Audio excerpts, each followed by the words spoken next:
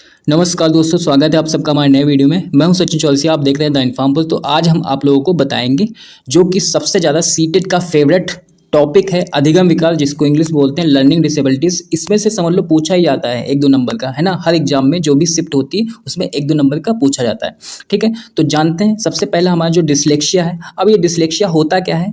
Dyslexia ये समझ लो learning disabilities है, जिसमें हम ये कह सकते हैं कि पढ़ने में कठिनाई होती है। कोई भी बच्चा कुछ भी पढ़ता है तो उसको पढ़ने में कठिनाई होती है। तो यहाँ पे लिखा है कि कई बार बच्चे पढ़ते समय गलतियाँ कर देते हैं, वे शब्दों को गलत पढ़ते हैं। जैसे एग्जाम्पल भी दिया गया है कि जैसे राम को क्या पढ़ना, मरा पढ़ना, वॉच को सा पढ़ना, ये सा को वॉच पढ़ना, एम को डब्लू पढ़ना, यही पढ़ने में कठिनाई बच्चों को होती है, उसे ही डिसलेक्सिया कहते हैं।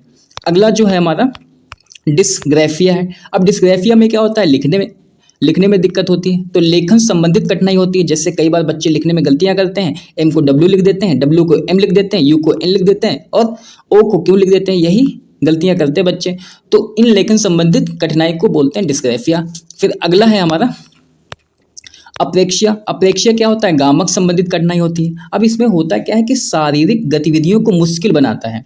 जैसे मान लो लड़खड़ाकर चलना या चलने में कठिनाई होना या असामान्य शारीरिक स्थिति, शारीरिक विकास में देरी, नवजात शिशुओं का सिर उठाने में या करवट लेने में अधिक समय लगाना। ठीक है, तो इस प्रकार की गामक संबंधित कठिनाई होती है, जिसको बोलते हैं अप्रेक्ष्या। अगला है हमारा जिसको बोलेंगे डिसकैलकुलिया। तो डिसकैलकुलिया में क्या होता है? गणितीय अक्षमता होती है, यानी कि बड़ी संख्या छोटी संख्या पहचानने में कठिनाई होना या संख्या को पलट कर लिखने व समझने में कठिनाई होना। जैसे मान लो 5408 लिखा हुआ है तो किसी संख्या को उल्टा ना लिख पाना, ये कौन सी संख्या बड़ी है कौन सी संख्या छोटी है इसके पहचान करने में दिक्कत होना, उसे ही डिसकैलकुलिया कहते हैं। ठीक है, तो अगला है हमारा अफेजिया। अफेजिया क्या होता है? ये एक दिमागी विकार होता है।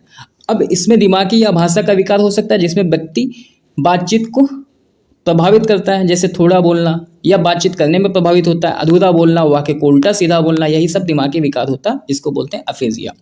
ठीक है, अगला जो है हमारा डिस्मोर्फिया। डिस्मोर्फिया में क्या होता है? भ्रम वाली स्थिति होती है। जैसे मान लो बच्चों को भ्रम हो जाता है कि उसके अंग किसी की तुलना में छोटे हैं, तो भ्रम का शिकार हो जाते हैं और अपने आप को हीन समझने लगते हैं, अंगों में कमी दिखाई देने लगती है, यही सब चीज़ें भ्रम पैदा होता है, जिसको बोलते हैं डिस्मोर्फिया।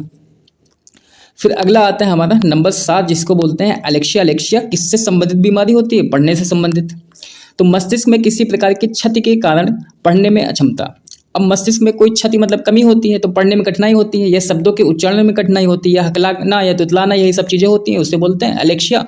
तो अलेक्सिया मतलब पढ़ने में या पढ़ने संबंधित कठिनाई होती है। अगला है हमारा आखिरी, वो क्या है कि डिस्थीमिया। अब इसमें क्या होता है? तनाव वाली स्थिति होती है। तनाव वाली स्थिति में जैसे गंभीर तनाव की अवस्था को डिस्थीमिया कह जाते हैं। जैसे अकेले, उदास, निराशाजनक महसूस करना, यही सब चीज़ें होती हैं।